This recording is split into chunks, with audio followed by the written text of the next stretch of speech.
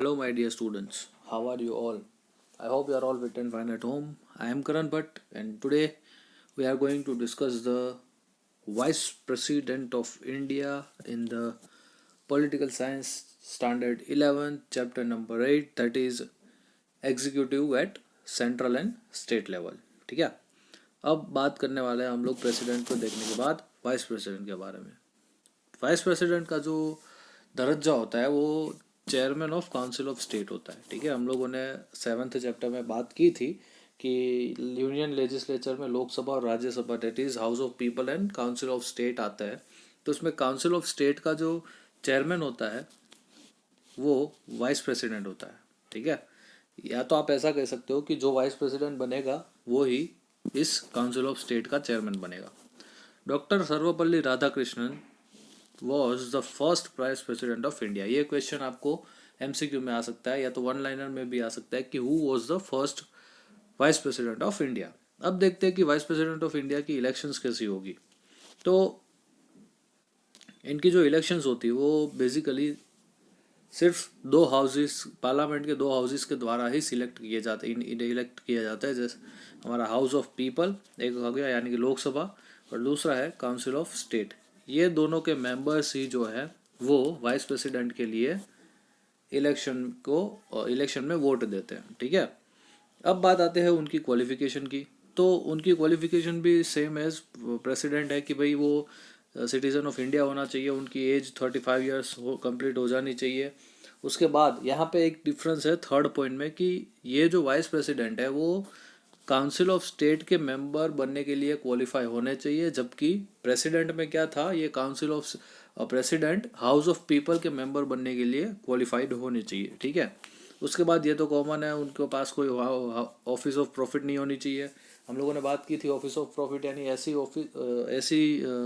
Office जहाँ पे salary जो है वो गवर्नमेंट के द्वारा दी जाती हो, ऐसी कोई पोजीशन वाइस प्रेसिडेंट वाला जो कैंडिडेट है वो नहीं रख सकता.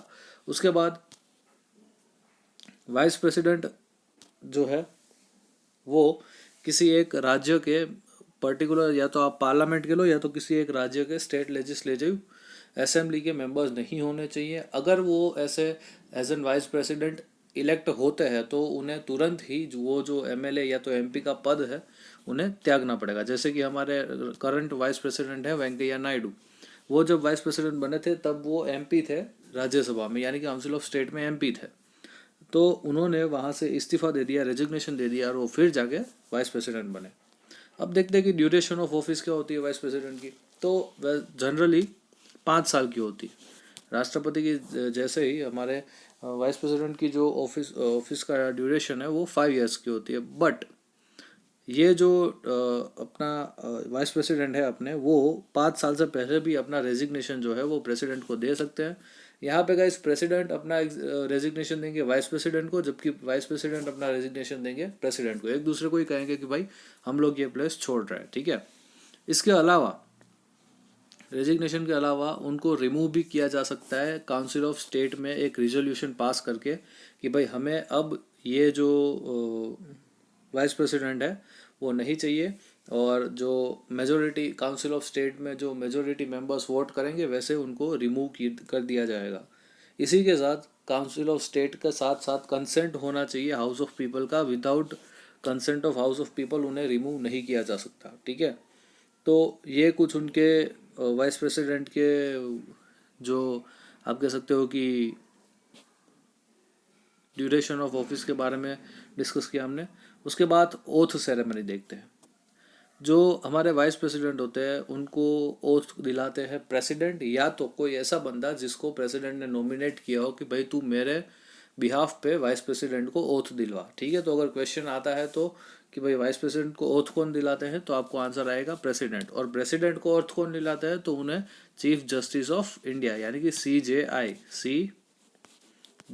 यानी चीफ जस्टिस ऑफ इंडिया जो है वो प्रेसिडेंट को ओथ दिलाते हैं. अब देखते हैं पावर्स और ड्यूटीज ऑफ वाइस प्रेसिडेंट.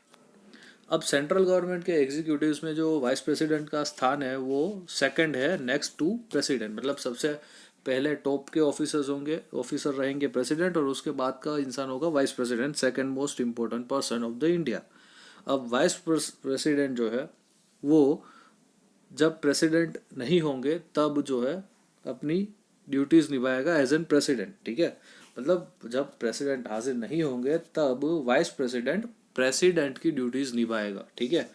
और अगर बात की जाए कि कितने टाइम के लिए ऐसा अपना वो वाइस प्रेसिडेंट प्रेसिडेंट की ड्यूटीज़ निभाएगा, तो मैक्सिमम 6 मंथ्स के लिए, ठीक है। विद इन 6 मंथ्स इलेक्शन हो जाना चाहिए या तो फिर नया प्रेसिडेंट इलेक्ट हो जाना चाहिए। अब ये जो जब हमारे vice president as an president act कर रहे होते हैं तब उनको प्रेसिडेंट की ही salary, allowances, prerequisites, privileges सब कुछ प्राप्त होता है। और जब वो प्रेसिडेंट की ड्यूटीज़ निभा रहे हो तब वो काउंसिल ऑफ स्टेट्स को चेयर नहीं कर सकते, मतलब कि वो काउंसिल ऑफ स्टेट्स का जो अध्यक्ष है वो नहीं बन सकते। क्यों? क्योंकि अभी वो प्रेसिडेंट है, ठीक है। और प्रेसिडेंट काउंसिल ऑफ स्टेट के चेयरमैन या तो फिर अध्यक्ष जो है वो नहीं होते। उसके बाद ऐसे समय में चेयरमैन की ड्यूटी कौन निभाएंगे? तो ऐसे समय में काउंसिल ऑफ स्टेट की चेयरमैन की ड्यूटी निभाएंगे डेप्यूटी चेयरमैन, ठीक है। क्योंकि हम लोगों ने देखा था कि लेजिस्लेचर में चेयरमैन होता है काउंसिल ऑफ स्टेट का और उसको असिस्ट करने के लिए डेप्यूटी चेयरमैन होता है। तो जब भी कभी चेयरमैन यानी कि हमारे वाइस प्रेसिडेंट प्रेसिडेंट की ड्यूटीज़ निभा रहे हो तब डेप्यूटी चेयरमैन जो है वो चेयरमैन का पद संभालेगा, ठीक है। अच्छा, एक और चीज़ यहाँ पे कि if the president is intending to give resignation then he has to submit the resignation address to the vice president. मतलब कि प्रेसिडेंट को अपना अगर रेजिग्नेशन इस्तीफ़ा देना चाहते हैं तो उन्हें अपना इस्तीफ़ा वाइस प्रेसिडेंट जी को देना पड़ेगा, क्योंकि उनके जाने के बाद जो टॉप ऑफिसर बचेगा वो होंगे वाइस प्रेसिडेंट ऑफ इंडिया, ठीक है गाइस। तो ये हो गए हमारे वाइस प्रेसिडेंट जी के बारे में बात पूरी। और आई होप आप लोगों को समझ में आया होगा, आपको पता भी चला होगा, अच्छा लगा हो गाइस तो लाइक, शेयर और सब्सक्राइब कर दीजिएगा चैनल। दूसरी एक चीज़, इसमें से बहुत सारे क्वेश्चंस बनने की इतनी कोई पॉसिबिलिटीज़ तो नहीं है, क्योंकि वाइस प्रेसिडेंट का स्थान कोई इतना इम्पोर्टेंट रहता नहीं है हमारे में। लेकिन अगर आपको याद रखना हो तो आप रख सकते हो कि वाइस प्रेसिडेंट हमारे काउंसिल ऑफ स्टेट के चेयरमैन होते हैं। दूसरा, सर्वपल्ली राधाकृष्णन हमारे फर्स्ट वाइस प्रेसिडेंट थे। उसके बाद अगर आपको याद रखना हो तो ये चीज़ है कि उनको ओथ दिलाते हैं प्रेसिडेंट, वो अपना इस्तीफ़ा यानी कि रेजिग्नेशन देंगे किसे? वो अपना रेजिग्नेशन देंगे प्रेसिडेंट को, ठीक है। और बाकी तो वो सेकंड नंबर के हमारे टॉप के ऑफिसर्स हैं। बस आप इतना याद रख लीजिएगा, इसमें से आपके एमसीक्यू या वन लाइनर बन जाएंगे, ठीक है। अगर नोट्स, अगर सब पूरा शॉर्ट नोट्स के बारे में बात की जाए, अगर शॉर्ट नोट में क्वेश्चन आ सकता है तो वो पूरा का पूरा हमारा वाइस प्रेसिडेंट का एज ए शॉर्ट नोट आपको पूछ सकते हैं। तो ऐसे में आपको ये याद रखना पड़ सकता है, ठीक है। मिलते हैं गाइस अगले लेक्चर में, अगले सेशन में एक नए टॉपिक के साथ। तब तक के लिए जय हिंद।